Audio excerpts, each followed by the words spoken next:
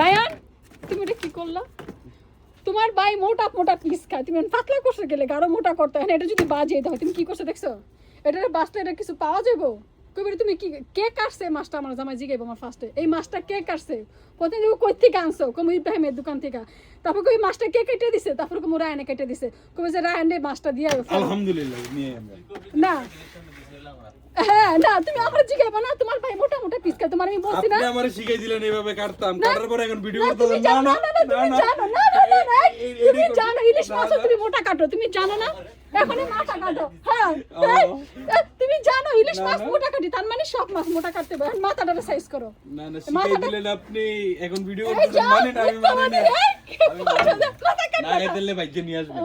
মাথা কাটো এখন। দেখছো কি করছে? কয় piece? মাথাটারে খালি এই মুখটা ফলায় দুইটা পিস করে দাও। এইভাবে হ্যাঁ, এইভাবে হ্যাঁ কেমনে করো আমি জানি না, এমনি করো যেমনে করলে ভালো। মুখ ফলাই দিও, মুখ ফলাই দিও। হ্যাঁ। রায়ান তুমি কি কাজ করলা রে রায়ান রে রায়ান?